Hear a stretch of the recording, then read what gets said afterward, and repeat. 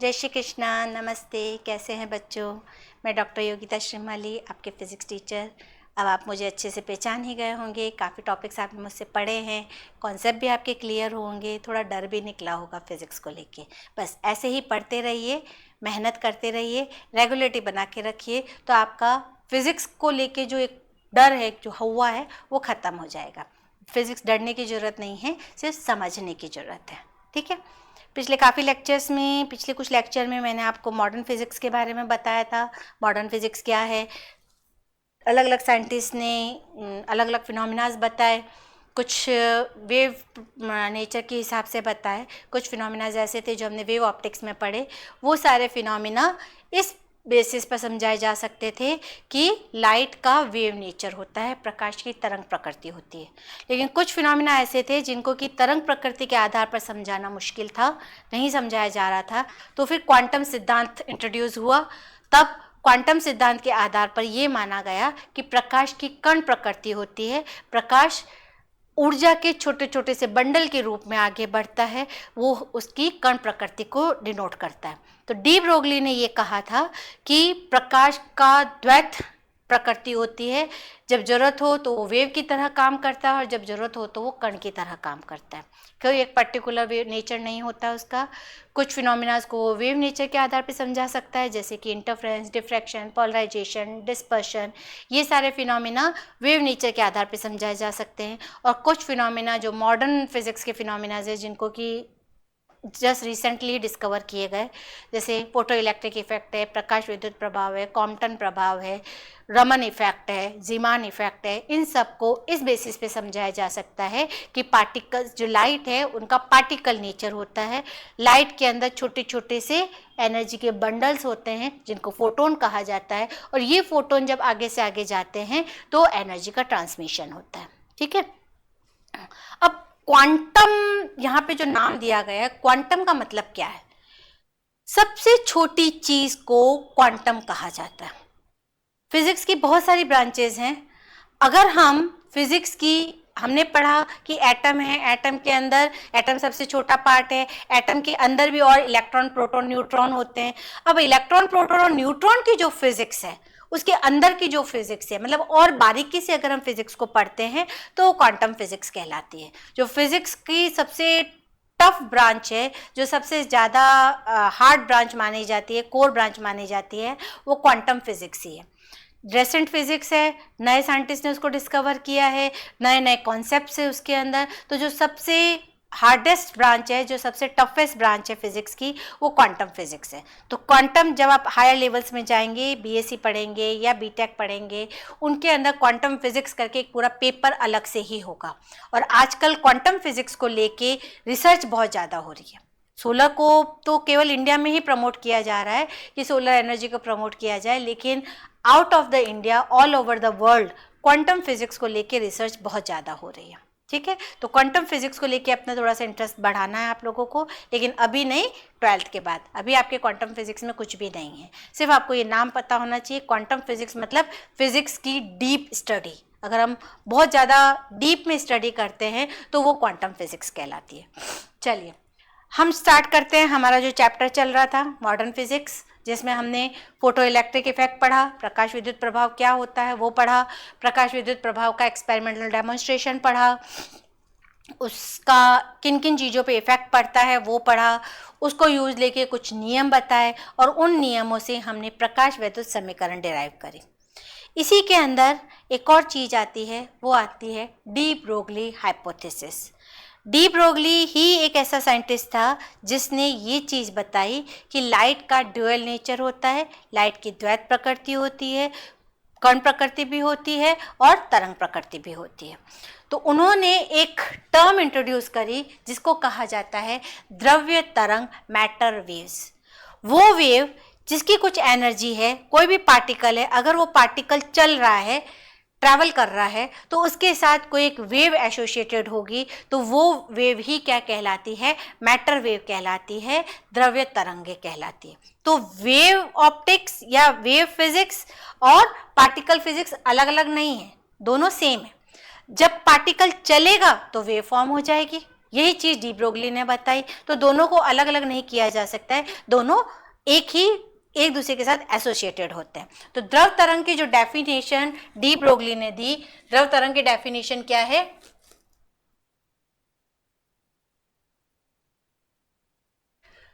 जब कोई कण हम क्या मान रहे हैं? प्रकाश का कण जो फोटोन हो सकता है, वो गति करता है तो उसके साथ एक तरंग संबंधित होती है। इस तरंग को ही क्या कहा जाता है?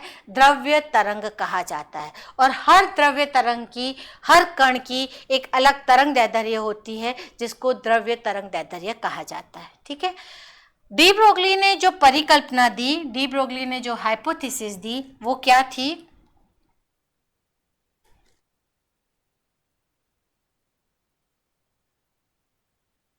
डी ब्रोगली ने हाइपोथेसिस ये दी कि हर तरंग के साथ, अगर डी ब्रोगली परिकल्पना आपसे पूछी जाए कि डी ब्रोगली परिकल्पना को समझाइए, तो आप ये लिखेंगे डी ब्रोगली के आधार पर हर कण के साथ एक तरंग संबंधित होती है, जिसको द्रव्य तरंग कहते हैं या उसको डी ब्रोगली तरंग भी कहते हैं। और उस डी ब्रोगली तरंग के साथ एक तरंग दैर्ध्य भी एसोसिएटेड होती है, उसको डी ब्रोगली वेवलेंथ कहा जाता है, डी ब्रोगली तरंग दैर्ध्य कहा जाता है। तो अब हमें ऐसे ही एक डी ब्रोगली तरंग दैर्ध्य का व्यंजक ज्ञात करना है। उसका फॉर्मूला क्या होगा? उसका डेरिवेशन निकालना है। तो क्या किया गया? माना किसी गतिशील कण का द्रव्यमान m माना, एक कण है जो गति कर रहा है, और कण कौन सा है? फोटोन है, क्योंकि प्रकाश का कण है। तो उसका द्रव्यमान m माना और उसका वेग v माना। उसके साथ जो तरंग दैर्ध्य एसोसिएटेड है, जो वेव संबंधित है, वो उसकी तरंग दैर्ध्य लैम्डा है। इस गतिशील कण के ऊपर जब एक्सपेरिमेंट किया तो ये देखा गया, आइंस्टीन का एक्सपेरिमेंट किया, आइंस्टीन का एनर्जी मास रिलेशन यूज़ किया, क्योंकि हम क्वांटम फिजिक्स की बात कर रहे हैं तो आइंस्टीन एनर्जी रिलेशन को काम में लेना पड़ेगा। तो आइंस्टीन के अकॉर्डिंग E = mc² होता है, मतलब वो जो m द्रव्यमान का कण है उसकी एनर्जी कितनी होगी? E = mc² होगी। प्लांक का क्वांटम सिद्धांत क्या कहता है? एनर्जी h न्यू होती है। जब अपन दोनों को इक्वल कर देंगे तो mc² = h न्यू बन गया।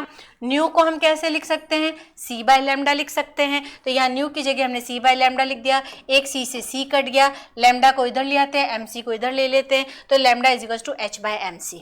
ये उस केस में है जब वो कण निर्वात में चल रहा है, क्योंकि c क्या है? प्रकाश का वेग निर्वात में है।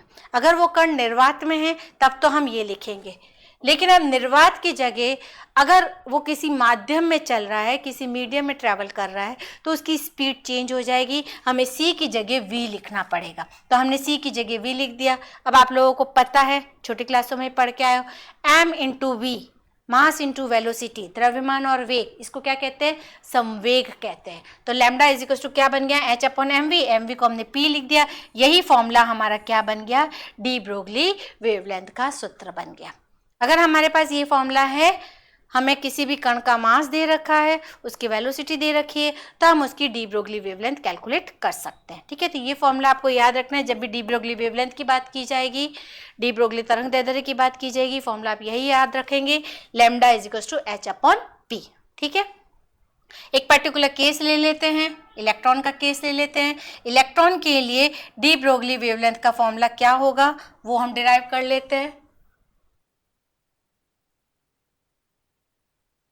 हमने फॉर्मूला निकाला, हमने कहा एक इलेक्ट्रॉन है, गतिशील अवस्था में है, द्रव्यमान m है, उसको एक एनोड और कैथोड के बीच में रखा गया है, जिसका विभव v है। तो इस विभव के कारण उस इलेक्ट्रॉन का वेग v हो जाता है। तो उसकी जो गतिज ऊर्जा होगी वो कितनी हो गई? 12mv²। और ये गतिज ऊर्जा किसके इक्वल होगी? जो इलेक्ट्रोड्स ने एनर्जी दी, ev के। ठीक है। v का मान हम यहाँ पे रख रहे हैं, कहाँ से रख रहे हैं? हमने पीछे निकाला, लैम्डा = h/mv, v को इधर ले लो, लैम्डा को इधर ले लो, तो v कितना बन गया? h/m। तो यहाँ पे हमने v की जगह h/m लग दिया। स्क्वायर किया तो h² / m², एक m से m कट गया, क्या बच गया? 12h² / m² ev। हमारा एम है लैम्डा कैलकुलेट करना, तो इस λ² को इधर लेके गए, ev को नीचे डाल दिया, तो क्या मिला? λ² = h² / 2mv। लैम्डा निकालें तो स्क्वायर रूट कर लिया। अब देखो h² स्क्वायर रूट के अंदर है, अगर हम इसको चाहें तो रूट से बाहर निकालेंगे तो h/√2 mev बन जाएगा। ये एक स्टैंडर्ड फॉर्मूला, आप चाहे इलेक्ट्रॉन हो या कोई भी हो, ये एक स्टैंडर्ड फॉर्मूला है वेवलेंथ का। अगर स्पेसिफिकली इलेक्ट्रॉन के लिए कहते हैं तो मास इलेक्ट्रॉन का रख देंगे, चार्ज इलेक्ट्रॉन का रख देंगे। h हमारा फिक्स है, h क्या है, प्लैंक कांस्टेंट है जिसकी वैल्यू फिक्स है। प्रोटॉन के लिए कहते हैं तो m प्रोटॉन का रख देंगे और e प्रोटॉन का चार्ज रख देंगे। न्यूट्रॉन के लिए कहेंगे तो न्यूट्रॉन के लिए तो लैम्डा 0 हो जाएगा। क्यों? क्योंकि न्यूट्रॉन पे कोई आवेश ही नहीं होता है, न्यूट्रॉन का चार्ज 0 होता है। ठीक है, तो हमें जिस भी पार्टिकल के लिए कहे हम उसके लिए वेवलेंथ निकाल सकते हैं, डी ब्रोगली वेवलेंथ निकाल सकते हैं अगर हमें उसका मास पता है और उसका चार्ज पता है। हम स्पेसिफिकली इलेक्ट्रॉन की बात कर रहे हैं, लैम्डा ई निकाल रहे हैं, तो h का मान है 6.6 इंटू 10⁻34। m का मान है, इलेक्ट्रॉन का मास होता है 9.1 इंटू 10⁻31, इलेक्ट्रॉन का चार्ज होता है 1.6 इंटू 10⁻19। ठीक है, सारी वैल्यूज को पुट किया, सॉल्व किया तो लैम्डा कितना मिला 12.27 इंटू 10⁻10 और 10⁻10 मीटर को क्या लिखते हैं, एंगस्ट्रॉम लिखते हैं। तो ये स्टैंडर्ड फॉर्मूला आ गया। अब अगर हमें अलग अलग पोटेंशियल दे दिया जाए, हमें कह दिया जाए न्यूमेरिकल में कि एक इलेक्ट्रॉन है जिसको इतने 12 वोल्ट पोटेंशियल पे रखा जा रहा है, उसकी डी ब्रोगली वेवलेंथ निकालो, तो सिर्फ v की जगह आपको क्या रखना है, 12 रखना है, कैलकुलेट करना है, उसकी डी ब्रोगली वेवलेंथ निकल जाएगी। इलेक्ट्रॉन की जगह प्रोटॉन आ जाता है तो प्रोटॉन का मास रख दो, प्रोटॉन का इलेक्ट्रॉन का चार्ज रख दो और v कैलकुलेट कर लो। तो हमें किसी भी पार्टिकल के लिए, किसी भी मास के लिए अगर हमें डी ब्रोगली वेवलेंथ निकालने को कहते हैं तो हम इस फॉर्मूले को यूज करके और निकाल सकते हैं। तो इस चैप्टर में मोस्टली या तो आइंस्टीन इक्वेशन जो हमने फोटो इलेक्ट्रिक इक्वेशन पढ़ी थी, h nu is equals to h upon c lambda v nu minus nu 0, ये फॉर्मूला जो हमने पढ़ा था इस पे बेस न्यूमेरिकल पूछे जाते हैं या फिर इस डी ब्रोगली वेवलेंथ के फॉर्मूले पे न्यूमेरिकल पूछे जाते हैं। आगे हम कोशिश करेंगे न्यूमेरिकल्स को लेके भी एक वीडियो बनाएं ताकि आपके न्यूमेरिकल्स को लेके भी जो कॉन्सेप्ट है वो क्लियर हो। यहाँ हमारा ये चैप्टर ख़त्म होता है, मॉडर्न फिजिक्स बहुत छोटा सा पार्ट है, सिर्फ 2 ही चीज़ें पढ़नी है आपको, प्रकाश विद्युत प्रभाव और डी ब्रोगली परिकल्पना। इसके साथ आपका ये चैप्टर खत्म हो जाएगा। जस्ट इंट्रोडक्शन है आगे के फिजिक्स के लिए, इसलिए इतना सही रखा गया है ताकि आपका फिजिक्स को लेके थोड़ी क्यूरियसिटी बढ़े कि हमें फिजिक्स में केवल इतना ही नहीं पढ़ना है, फिजिक्स यही खत्म नहीं हो गई, फिजिक्स तो अभी शुरू हुई है, अभी तो आपने कुछ भी नहीं पढ़ा है फिजिक्स में। जब आप हायर लेवल में जाएंगे तो केवल BSc में ही आप कम से कम 9 पेपर पढ़ते हैं फिजिक्स के, इतने फिजिक्स वास्ट है। फिर जब MSc में जाते हैं तो 8 पेपर पढ़ते हैं, तो फिजिक्स तो बहुत बड़ी है। आप तो जो 11-12 में पढ़ रहे हैं वो बेसिक है, कुछ भी आप ये सोचोगे हमने बहुत सारी फिजिक्स पढ़ ली है, ऐसा नहीं है। फिजिक्स को जस्ट आपने अभी टच किया है, छुआ है, पहले पायदान पे है, पहली सीढ़ी पर है, अभी तो और ऊंची सीढ़ियाँ चढ़नी है आपको। ठीक है, तो मेहनत करते रहिए, पढ़ते रहिए, कंटिन्यूटी बना के रखिए, पेपर्स जरूर करिए, लिख लिख के प्रैक्टिस करिए। मिलते हैं ऐसे ही इंटरेस्टिंग वीडियो के साथ, ऐसे इंटरेस्टिंग टॉपिक के साथ अगले वीडियो में। तब तक चैनल को सब्सक्राइब करना ना भूलें, वीडियो को लाइक करें। अगर आप में से कोई हमसे ऑफलाइन भी पढ़ना चाहे तो हम उसका भी अरेंजमेंट कर सकते हैं। आपके इस वीडियो के नीचे कॉन्टैक्ट नंबर दे रखा है, आप उस नंबर पर कॉन्टैक्ट करिए। 1 मार्च से रजिस्ट्रेशन स्टार्ट है, आपकी ऑफलाइन क्लास भी अरेंज की जा सकती है। तब तक थैंक यू वेरी मच।